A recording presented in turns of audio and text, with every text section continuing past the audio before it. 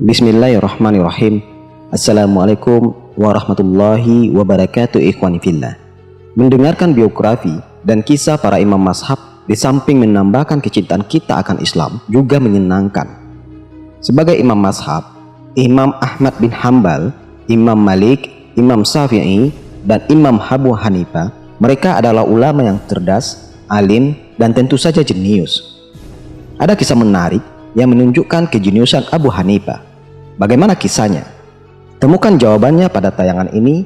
Sebelumnya jangan lupa subscribe dan aktifkan lonceng notifikasi agar ikhwani fillah mendapatkan notifikasi dari video terbaru kami. Jangan lupa bagikan tayangan ini agar menjadi amal jariah bagi kita semua. Amin Allahumma amin. Abu Zahra dalam karyanya Tarik Mazahib Islamiyah menukilkan kejeniusan seorang Abu Hanifah An-Nu'man bin Sabit radhiyallahu anhu.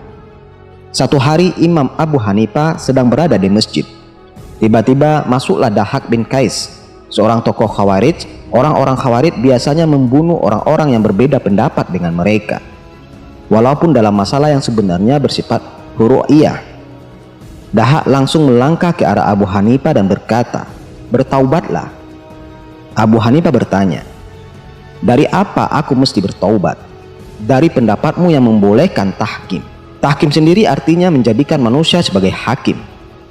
Peristiwa ini terjadi antara kubu Imam Ali bin Abi Thalib dengan Muawiyah bin Abi Sufyan dalam perang Siffin. Ini pula yang menjadi penyebabnya lahirnya kelompok yang disebut dengan Khawarij.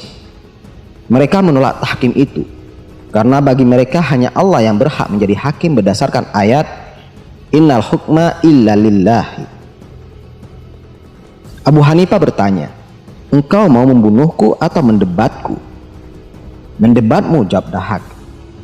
Abu Hanifah bertanya lagi, "Kalau kita berbeda dalam beberapa poin yang akan kita perdebatkan, siapa yang akan menjadi penengahnya? Silakan engkau tunjuk orang yang kau suka," pungkas Dahak. Abu Hanifah berkata kepada salah seorang sahabat atau pengikut Dahak yang datang bersamanya.